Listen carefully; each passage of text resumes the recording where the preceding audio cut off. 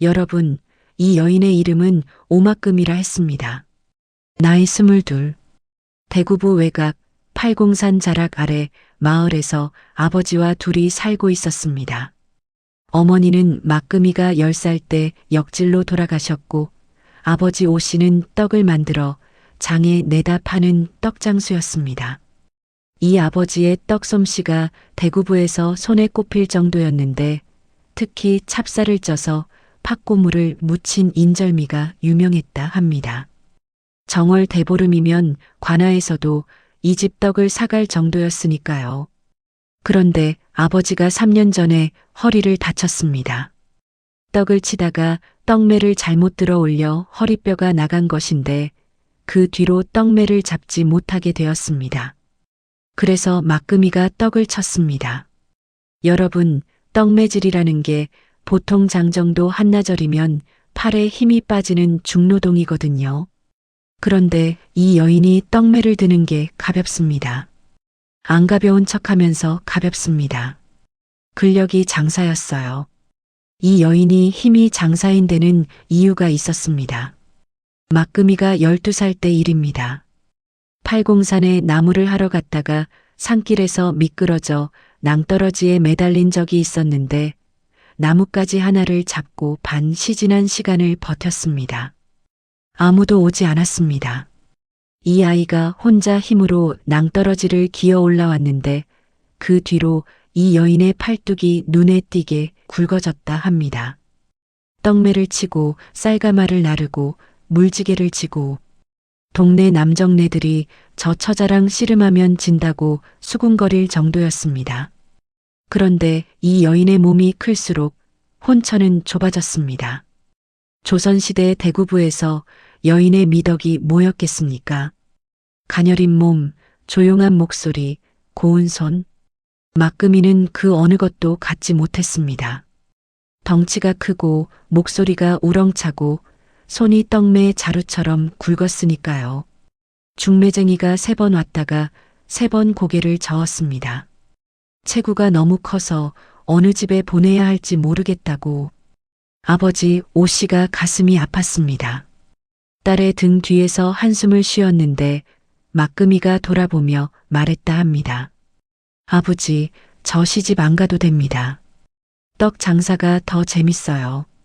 웃으면서 말했는데 그 웃음이 아버지에게는 칼로 속을 베는 것과 같았을 겁니다. 7월 백중, 대구부 저작거리에 장이 크게 섰습니다. 백중이라 하면 일꾼들이 하루 쉬는 날이거든요. 장터에 사람이 평소보다 2~3배는 붐볐습니다. 엿장수, 삿갓장수, 약장수들 사이에 막금이의 떡전이 있었습니다. 멍석 위에 떡을 가지런히 놓고 소리를 질렀습니다. 인절미요. 팔공산 찹쌀 인절미. 한 접에 2잎이요. 장사가 잘 되고 있었습니다. 백중떡이라 수요가 많았거든요. 그런데 이 장터에 낯선 사내가 하나 있었습니다. 나이는 20 안팎으로 보였고 도포 대신 평민의 중치막을 입고 갓 대신 패랭이를 쓰고 있었는데 여러분, 이 사내의 걸음걸이가 평민의 그것이 아니었습니다. 등이 곱고 턱이 반듯하고 눈이 또렷한 게 아무리 평민 옷을 입혀놓아도 양반가의 기품이 배어 나왔습니다. 이 사내 뒤로 평민 차림의 사내가 2명 더 따르고 있었는데 이 둘의 눈이 쉴 새 없이 주위를 살피고 있었습니다. 미복자맹이었습니다. 여러분, 조선시대에 미복자맹이라 하면 왕이나 세자가 평민 옷을 입고 민간에 내려오는 것을 말하지요. 이 사내가 바로 당시 왕세자였습니다. 나이 20살. 세자 책봉을 받은 지 2년째. 궁궐 밖 민심을 직접 살피겠다며 내관 1명, 무관 1명만 데리고 대구부까지 내려온 것이었습니다. 물론 막금이는 이 사내가 누구인지 알 리가 없었습니다. 저작거리에서 떡을 팔고 있는 뚱녀의 눈에 이 사내는 그냥 잘생긴 평민 1명이었을 뿐입니다. 그런데 이 사내가 떡전 앞에 멈춰 섰습니다. 인절미를 보고 있었는데 사실은 인절미를 보고 있던 게 아니었습니다. 떡을 써는 막금이의 손을 보고 있었습니다. 굵은 손이 떡칼을 잡고 인절미를 반듯하게 써는 모습이 숙련된 장인의 손놀림이었거든요. 인절미 한 접 주시오. 막금이가 고개를 들었습니다. 이때 두 사람의 눈이 마주쳤습니다. 뭐가 특별했느냐고요? 솔직히 이때까지는 특별한 것이 없었습니다. 떡 사가는 손님과 떡 파는 여인의 눈맞춤. 그것뿐이었습니다. 하지만 이 하찮은 눈맞춤이 이 두 사람의 운명을 3년 동안 엮게 됩니다. 세자가 인절미를 받아 한 입 베어 물었는데 눈이 커졌다 합니다. 맛이 좋았던 겁니다. 궁궐수라간의 떡에 익숙한 혀가 놀랄 정도였으니 이 떡이 보통이 아니었던 것이지요. 이 떡 누가 만들었소? 제가 만들었지라. 찹쌀이 좋군. 어디 쌀이요? 팔공산 자락에서 농사지은 찹쌀이지라.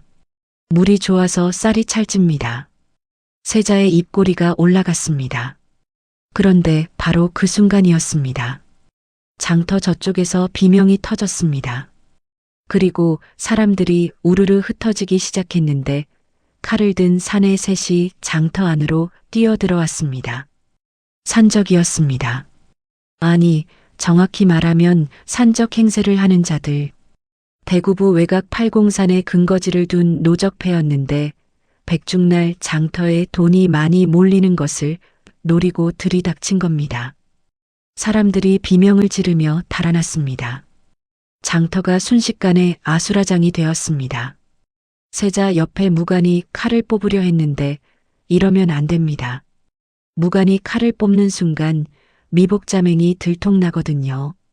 내관이 무관의 팔을 잡았습니다. 그 사이에 노적패 중 한 놈이 세자 쪽으로 달려왔습니다. 세자의 허리춤에 찬 주머니를 노린 겁니다. 그 주머니 안에 은자가 있었거든요. 칼이 번쩍였습니다. 세자의 옆구리를 스치며 피가 튀었습니다. 세자가 비틀거렸습니다. 내관이 소리를 질렀고 무관이 칼을 뽑았지만 노적패가 이미 달아나고 있었습니다. 그런데 여러분, 이 순간 떡전 뒤에서 일어선 사람이 있었습니다. 막금이었습니다. 이 여인이 떡매를 집어들었습니다. 떡 칠 때 쓰는 나무 떡매. 팔뚝만 한 나무봉이거든요. 막금이가 달아나는 노적패를 쫓았습니다. 뚱뚱한 몸으로. 여러분, 이 여인이 느린 줄 아셨습니까? 떡매를 잡고 내달리는 속도가 장정 못지 않았습니다. 12살에 낭떠러지를 기어오른 근력이 20년간 떡매를 치며 더 단단해진 겁니다. 달아나던 노적패 한 놈의 등에 떡매가 내리꽂혔습니다. 퍽! 하는 둔탁한 소리와 함께 놈이 앞으로 고꾸라졌습니다. 나머지 둘이 돌아보았는데 뚱녀가 떡매를 치켜든 채 서 있으니까 기가 질린 겁니다. 놈들이 달아났습니다. 막금이가 놈들을 더 쫓지 않았습니다. 돌아서서 쓰러진 세자에게 달려갔습니다. 세자의 옆구리에서 피가 흐르고 있었습니다. 칼에 깊이 벤 것은 아니었지만 피가 멈추지 않고 있었습니다. 내관이 허둥대고 있었고 무관은 놈들을 쫓으러 가버린 뒤였습니다. 막금이가 자기 저고리 소매를 찢었습니다. 이로 물어뜯어서 천을 만들고 세자의 옆구리를 동여맸습니다. 아저씨, 정신 차리세요. 세자의 눈이 흐려지고 있었습니다. 막금이가 세자를 등에 업었습니다.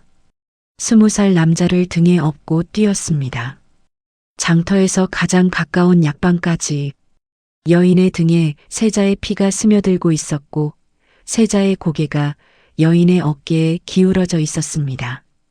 약방에 도착해서 세자를 눕히고 약방 주인에게 외쳤습니다. 지혈부터 해주세요. 빨리요. 약방 주인이 달려왔고 상처를 살피고 약을 발랐습니다. 세자의 의식이 돌아왔을 때 가장 먼저 본 것이 자기 머리맡에 앉아 있는 뚱녀의 얼굴이었습니다. 땀에 젖은 넓은 얼굴, 크고 맑은 눈, 그 눈에 걱정이 가득 차 있었습니다. 세자가 입을 열려는데 내관이 먼저 끼어들었습니다. 괜찮으십니까를 삼켰습니다. 여기서 존대를 하면 안 되니까. 내관이 말을 바꿨습니다. 괜찮아, 이 사람아. 세자가 고개를 끄덕였습니다. 그리고 막금이를 보았습니다. 고맙소. 피가 많이 났는데 며칠은 누워 계셔야 합니다. 이름이 무엇이오? 막금이가 잠깐 망설이다 말했습니다. 오막금이라 합니다. 세자가 이 이름을 입안에서 한 번 더 되뇌었습니다. 오막금. 이 이름을 이 사내가 3년 동안 잊지 못하게 됩니다. 그런데 여러분, 약방에서 하룻밤을 묵은 뒤 세자가 눈을 떴을 때 막금이는 이미 사라져 있었습니다. 떡전 멍석도 걷어갔고 떡도 없었고 여인의 흔적이라고는 세자의 옆구리를 동여맨 찢어진 저고리 소매자락 뿐이었습니다. 내관이 약방 주인에게 물었습니다. 그 여인이 어디로 갔소? 새벽에 나가더이다. 아버지가 아프다고. 아버지. 팔공산 자락 아래 마을. 떡장수. 그것이 전부였습니다.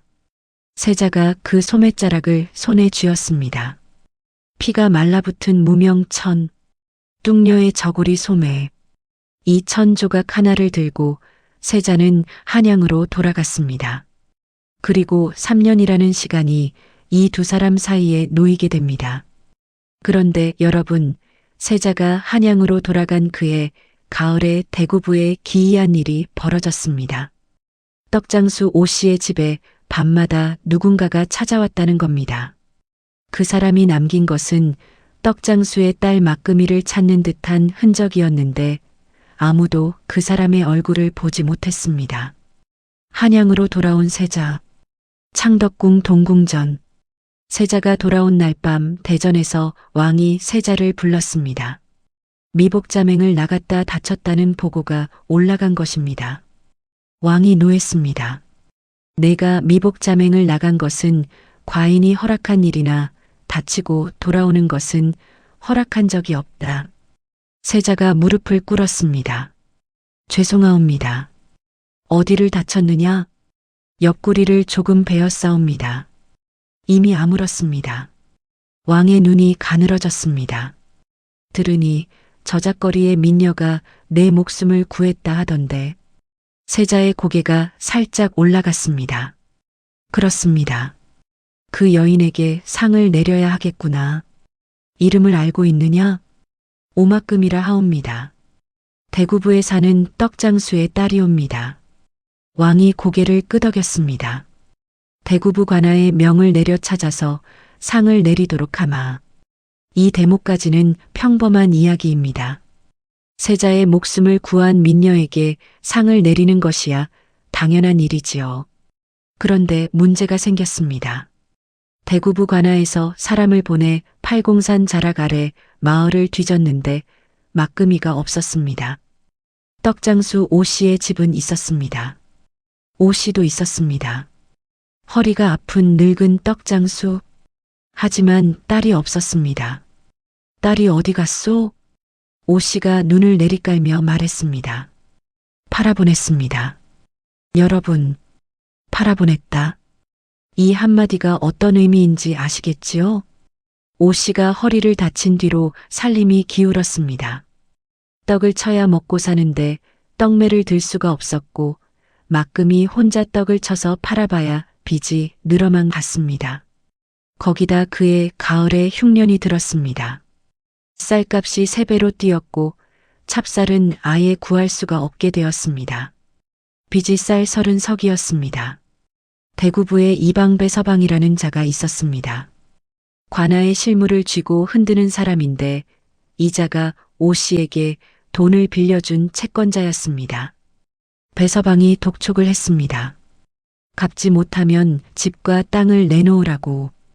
오 씨에게 남은 것이라고는 팔공산 자락 아래 초가집 한 채와 딸 하나뿐이었습니다. 여러분, 배서방이라는 자가 왜 떡장수에게 돈을 빌려주었는지 그 속내를 아시면 이가 갈리실 겁니다. 배서방은 처음부터 오 씨의 돈을 노린 게 아니었습니다. 이자가 노린 건 막금이었습니다. 아니, 정확히 말하면 막금이의 힘이었습니다.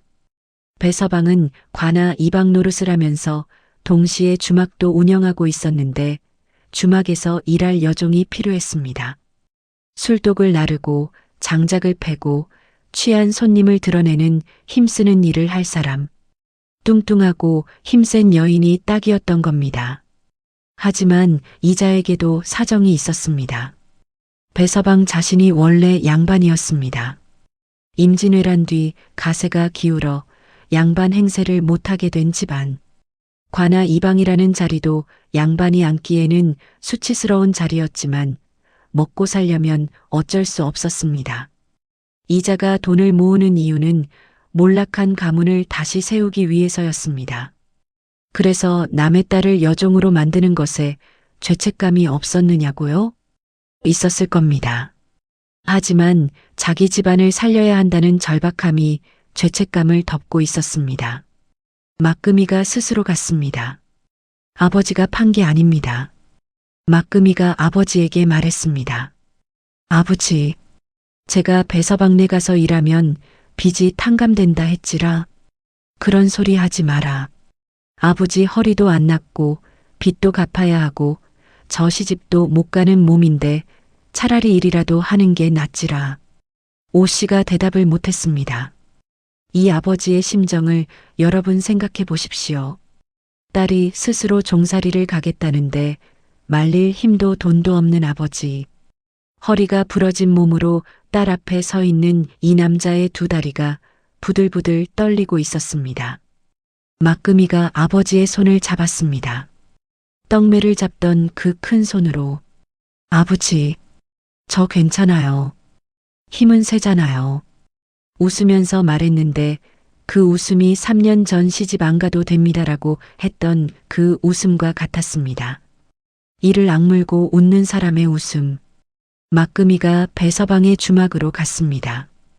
대구부 저작거리 뒤편 습기 찬 골목 안에 있는 주막. 여기서 술독을 나르고 장작을 패고 바닥을 닦고 새벽부터 밤까지 일했습니다. 그리고 이해 겨울이 지나고 이듬해가 지나고 세자가 보낸 관아의 사람이 왔을 때 막금이는 이미 주막 여종이 되어 있었던 겁니다. 관아에서 온 사람이 오 씨에게 물었습니다. 딸이 어디로 갔소? 오 씨가 말했습니다. 팔아보냈습니다. 누구에게? 오 씨가 입을 다물었습니다. 왜 입을 다물었냐면요. 배서방이 관아 이방이니까요. 관아에서 사람이 왔는데 그 관아의 이방에게 딸을 팔았다고 말할 수가 있겠습니까? 관아의 사람이 이방 편을 들 게 뻔한데 이 소식이 한양까지 올라갔습니다. 세자가 이 보고를 받고 어떤 반응을 보였을 것 같으십니까? 세자가 밤새 잠을 이루지 못했다 합니다. 동궁전 서안 위에 피 묻은 소매자락이 놓여 있었습니다. 세자가 이것을 3년간 간직하고 있었습니다. 세자가 후궁을 맞이해야 한다는 이야기가 나오고 있었습니다. 세자빈을 간택해야 할 때가 된 것인데 세자가 응하지 않았습니다. 아직 이르옵니다. 왜 이르냐고 묻는 대비에게 세자는 이유를 말하지 않았습니다. 무관이 세자에게 보고했습니다. 대구부에서 그 여인을 찾지 못했사옵니다. 아비가 팔아보냈다 하는데 누구에게 팔았는지 입을 다물고 있습니다. 세자의 눈에 그림자가 내려앉았습니다. 다시 찾아라. 저하, 이미 2번을 보냈사옵니다. 3번째를 보내라. 3번. 3의 법칙. 세자가 3번째 사람을 보냈습니다. 하지만 이번에도 허탕이었습니다. 오 씨가 끝내 입을 열지 않았거든요. 딸이 종살이를 하고 있다는 사실을 세자에게 알리고 싶지 않았습니다. 자기 딸이 종이라는 것이 알려지면 딸의 체면이 아니 자기 체면이 무너지니까. 여러분, 이 아버지의 선택이 딸의 운명을 더 깊은 곳으로 밀어넣고 있었습니다. 세자는 3년째 기다리고 있었습니다. 바로 이때 궁궐 안에서 예기치 못한 일이 벌어지기 시작합니다. 3년이 흘렀습니다. 막금이는 배서방의 주막에서 3년을 일했습니다. 새벽 사경에 일어나 아궁이에 불을 지피고 술독을 나르고 장작을 패고 밥을 짓고 손님 시중을 들고 자정이 넘어서야 부엌 한 구석에서 잠이 들었습니다. 3년 동안 주막 밖으로 나간 적이 손에 꼽을 정도였습니다. 이 여인의 몸이 더 커졌습니다. 술독을 나르고 장작을 패는 일을 매일 하니까 어깨가 더 넓어지고 팔뚝이 더 굵어졌습니다. 주막 손님들이 저 여종 보소, 남정네보다 장사라며 킬킬거렸습니다. 막금이는 웃지 않았습니다. 3년 전에 아버지 앞에서 보여주던 그 일을 악문 웃음도 사라져 있었습니다. 그런데 이 3년 동안 막금이가 밤마다 한 가지를 했습니다. 부엌 한 구석에서 잠들기 전 달빛이 드는 쪽으로 몸을 돌려 왼쪽 소매를 걷어 올렸습니다. 왼팔에 상처가 하나 있었는데 3년 전 저작거리에서 사내의 상처를 싸매려고 저고리 소매를 찢을 때 생긴 작은 배임 자국이었습니다. 그 흉터를 매일 밤 한 번씩 보았습니다. 이 여인이 그 흉터를 보며 무슨 생각을 했는지는 아무도 모릅니다. 다만 그 흉터를 보고 난 뒤에는 눈을 감고 잠이 든다 했습니다. 3년째 되던 해봄, 대구부에 소문 하나가 돌았습니다. 한양에서 궁궐 수락안에 쓸 여종을 뽑는다는 소문. 경상도 일대에서 밥 짓기와 떡 만들기에 능한 여인을 구한다는 관아의 공문이 내려온 겁니다. 배서방이 이걸 보고 눈이 번쩍 뜨였습니다. 궁궐 수락안에 여종을 보내면 관아에서 상을 받습니다.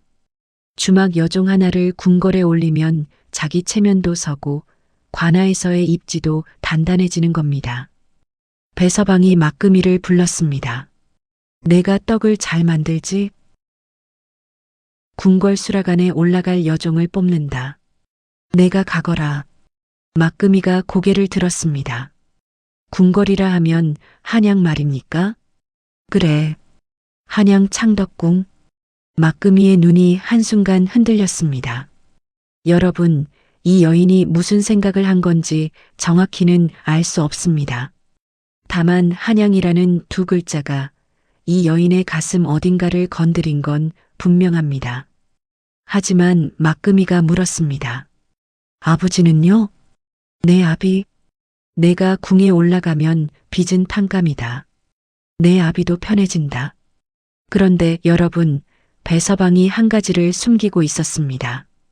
빚탕감은 거짓이었습니다.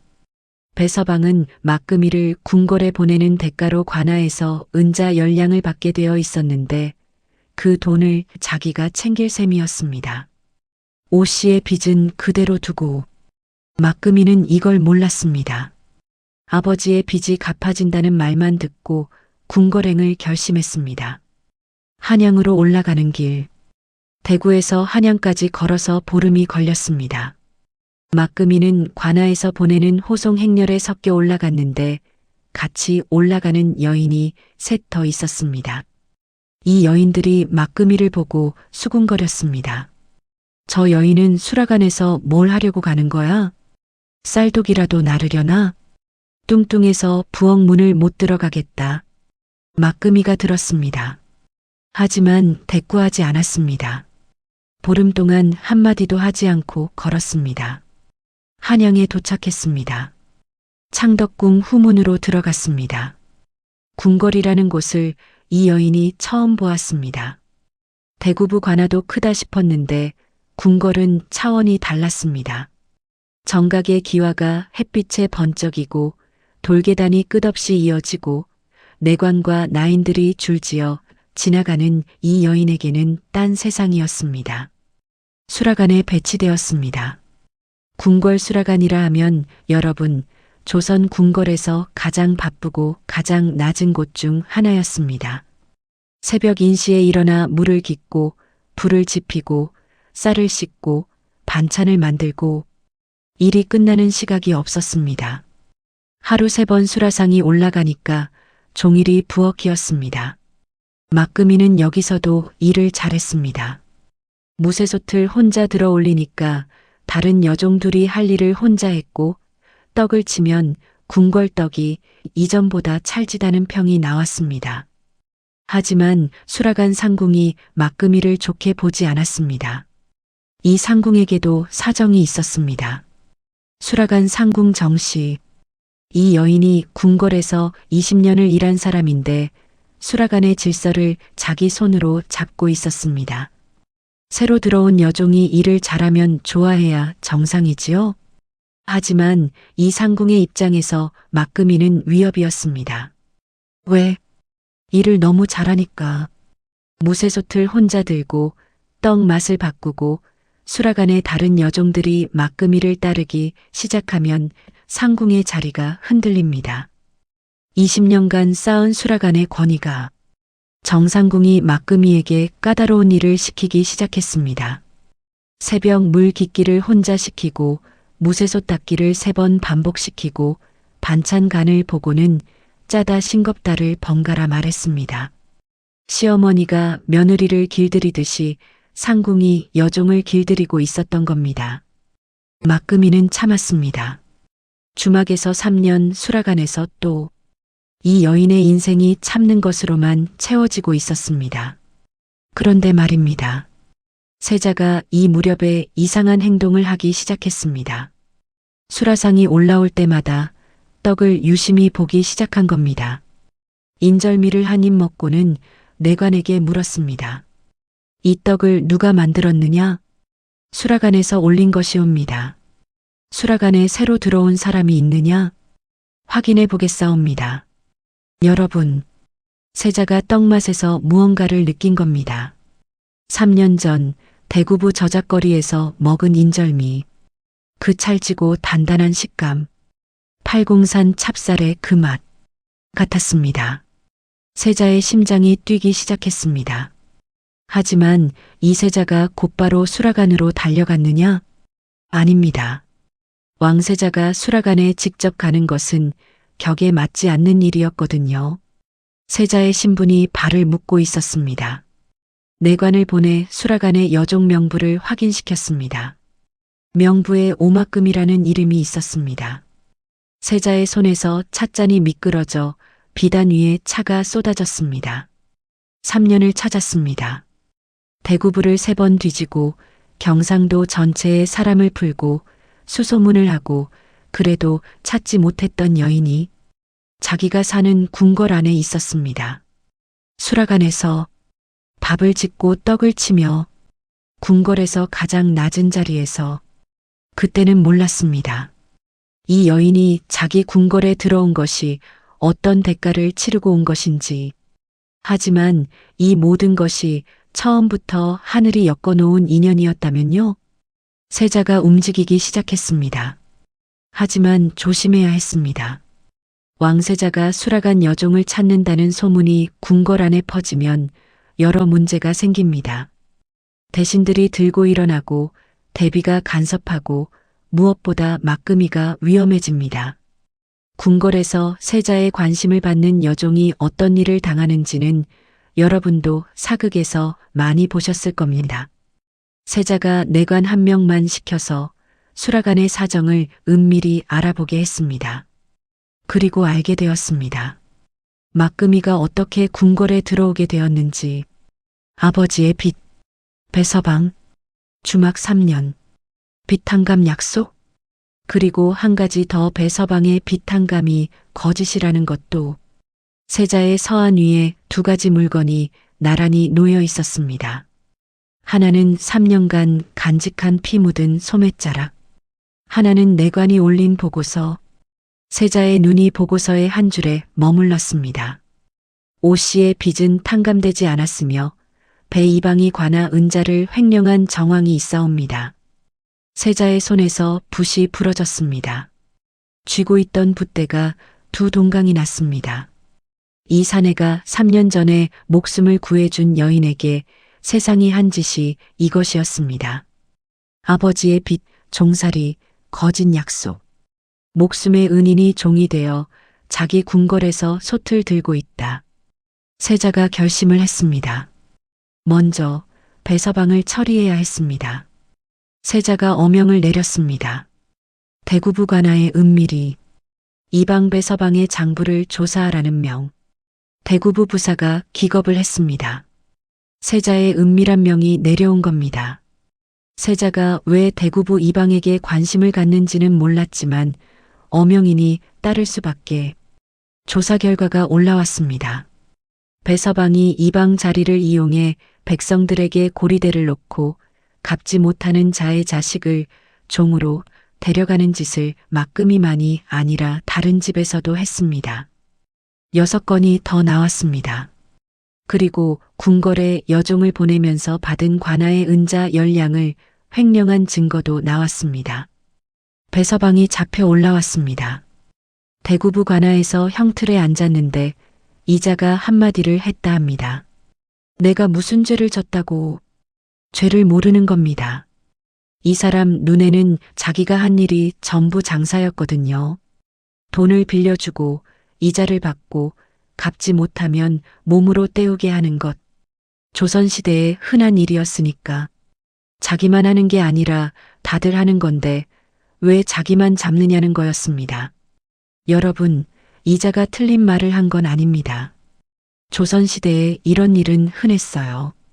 하지만 흔하다는 것이 옳다는 것은 아니지요.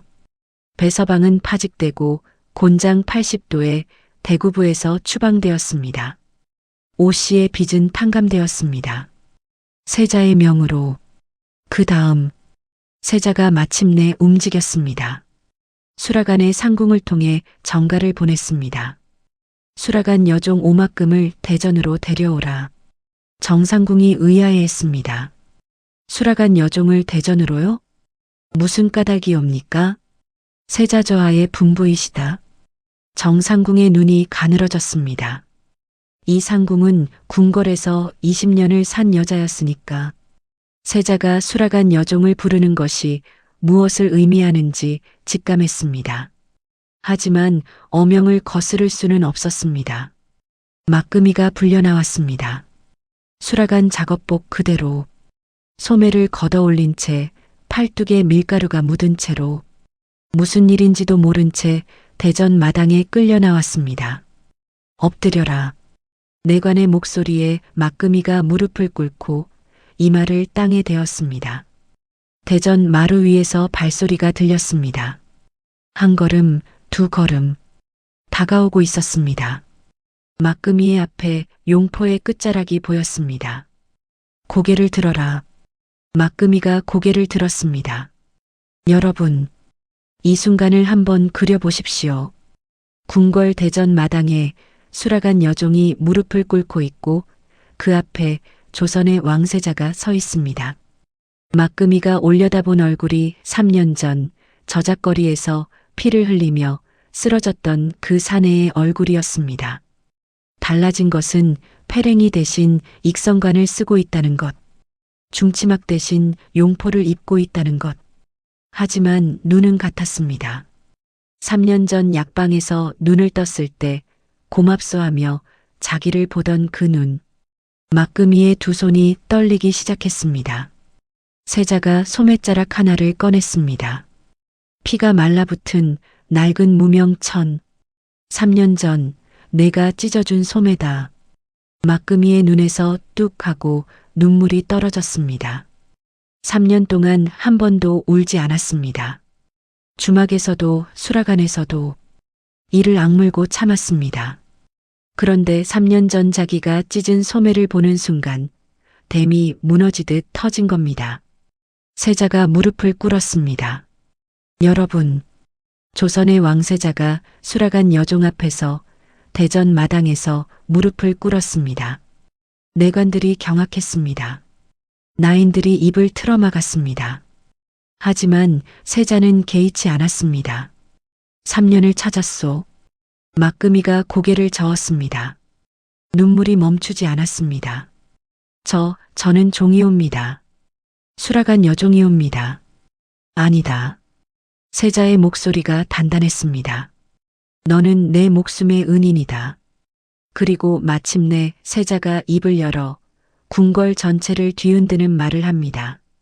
세자가 왕에게 나아갔습니다. 대전에서 아바마마. 소자가 세자빈을 간택하게 싸웁니다. 왕의 눈썹이 올라갔습니다. 간택이라면 이미 양반가의 처자들 중에서 골라야 할 것이 아니냐? 소자가 빈으로 맞이하고자 하는 이는 양반가의 처자가 아니옵니다.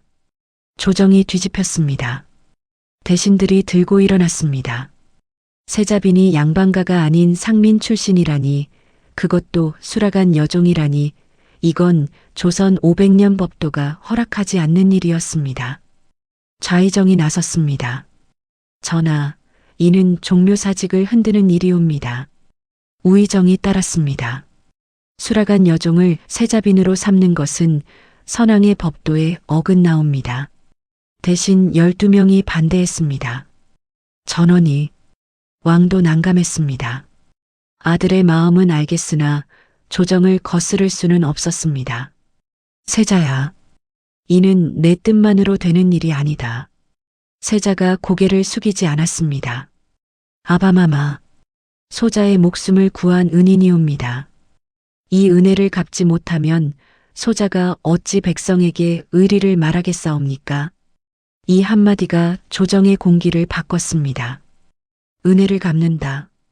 의리를 지킨다. 이것은 조선이 가장 중요시하는 덕목이었거든요. 임금이 신하에게, 신하가 임금에게, 자식이 부모에게 은혜를 갚는 것. 이것을 부정하는 것은 조선의 근본을 부정하는 것이었습니다. 대신들이 입을 다물었습니다. 반대할 명분이 약해진 겁니다. 하지만 좌의정이 한 가지를 더 물었습니다. 목숨을 구한 것은 인정하오나 상민의 딸을 세자빈으로 삼는 것은 별개의 문제이옵니다. 상을 내리면 될 것이지 어찌 빈으로 삼으려 하십니까? 세자가 일어섰습니다. 그 여인은 소자를 구하고 아무것도 바라지 않았습니다. 이름도 남기지 않고 떠났습니다. 소자가 3년을 찾았으되 이 여인은 자기를 찾는 줄도 몰랐습니다. 세자가 이어 말했습니다. 소자가 이 여인을 빈으로 맞이하려는 것은 얼굴이 고와서가 아니옵니다. 힘이 세서도 아니옵니다. 아무것도 바라지 않고 남을 구하는 사람이 이 나라의 어머니가 되어야 한다고 생각하기 때문이옵니다. 대전이 고요해졌습니다. 왕이 한참을 말이 없었습니다. 그리고 입을 열었습니다. 그 여인을 데려오너라. 막금이가 대전에 불려왔습니다. 이번에는 수라간 작업복이 아니었습니다. 나인들이 씻기고 머리를 올리고 비단 저고리를 입혔습니다. 하지만 이 여인의 넓은 어깨와 굵은 손은 비단으로 가려지지 않았습니다. 대전에 들어서는 막금이를 대신들이 보았습니다. 수군거림이 있었습니다. 저 체구가 세자빈이라니 막금이의 귀에 들렸을 겁니다. 평생 들어온 소리니까. 하지만 이 여인은 등을 곧게 펴고 걸었습니다. 떡매를 들던 어깨를, 솥을 들던 팔을, 사내를 업고 뛰던 등을 숨기지 않았습니다. 왕이 막금이를 내려다보았습니다. 내가 오막금이냐? 그러하옵니다. 3년 전 세자의 목숨을 구했다 하더구나. 사람이 다쳤으면 돕는 것이 당연하지 않사옵니까? 왕의 입꼬리가 미세하게 올라갔습니다. 왕세자를 구한 것이 당연한 일이라 하느냐? 그때는 왕세자인 줄 몰랐사옵니다. 그냥 피 흘리는 사람이었사옵니다. 대전이 다시 고요해졌습니다. 그냥 피 흘리는 사람이었사옵니다. 이 한마디가 왕의 가슴을 울렸는지는 모르겠습니다. 다만 왕이 자리에서 일어났습니다. 막금이에게 다가갔습니다. 그리고 이 여인의 손을 보았습니다. 떡매를 잡아 굳은 살이 박힌, 솥을 들어 힘줄이 도드라진, 비단 소매 밖으로 나와 있는 그 크고 거친 손. 왕이 말했습니다. 이 손이 내 아들을 살린 손이로구나. 막금이의 눈에서 또 눈물이 흘렀습니다. 이번에는 참으려 하지 않았습니다. 간택이 이루어졌습니다. 조선 역사에서 유례가 없는 일이었습니다. 상민 출신의 수라간 여종이 세자빈이 된 것. 반대가 없었느냐고요? 있었습니다. 한동안 상소가 빗발쳤습니다. 하지만 세자가 흔들리지 않았습니다. 그리고 시간이 지나면서 궁궐 사람들이 알게 되었습니다. 이 세자빈이 새벽마다 수라간에 내려간다는 것을, 직접 떡을 치고 밥을 짓고 궁녀들과 함께 일한다는 것을, 세자빈이 되었는데도 수라간을 떠나지 않았다는 것을, 정상궁이 세자빈 앞에 무릎을 꿇었습니다. 과거에 자기가 막금이를 괴롭힌 것을 사죄하기 위해서였습니다. 막금이가 정상궁을 일으켜 세웠습니다. 상궁마마, 수라간을 지켜주신 것은 상궁마마이십니다. 저는 여전히 배울 것이 많습니다. 정상궁의 눈에서 눈물이 비쳤습니다. 대구부 팔공산 자락 아래 마을. 오 씨가 초가집 마당에 앉아 있었습니다. 허리는 여전히 아팠지만 빚은 갚아졌고 마당에는 딸이 보내온 쌀이 쌓여 있었습니다. 어느 날 가마 하나가 마을로 들어왔습니다. 관아의 가마가 아니었습니다. 궁궐에서 온 가마. 가마에서 내린 여인을 마을 사람들이 보았습니다. 비단 저고리를 입고 있었지만 어깨가 넓고 허리춤이 두 아름이고 손이 크고 얼굴에 웃음이 가득한 아버지. 오 씨가 떡매를 짚고 일어나려다 무릎이 꺾였습니다. 마당에 주저앉아서 딸을 올려다보았습니다. 막금아, 내가 아버지 떡 가져왔어요. 궁궐 찹쌀로 만든 건데 우리 팔공산 쌀이 더 맛있더라고요. 오 씨의 주름진 눈에서 눈물이 흘러내렸습니다. 막금이가 아버지 옆에 쪼그리고 앉았습니다. 그리고 떡 한 조각을 아버지 입에 넣어 주었습니다. 인절미. 3년 전 저작거리에서 팔던 팔공산 찹쌀 인절미. 훗날 사람들은 이 이야기를 이렇게 전했다 합니다. 세자빈의 손은 비단보다 거칠었으나 그 손이 빚은 떡은 조선에서 가장 귀한 떡이 되었다고. 그리고 창덕궁 수라간에는 떡매 하나가 벽에 걸려 있었다 합니다. 세자빈이 시집올 때 가져온 떡장수 아버지의 낡은 떡매. 아무도 그 떡매를 치우지 못했다 합니다. 여러분이라면 그 저작거리에서 피 흘리는 낯선 사내를 등에 업으셨겠습니까?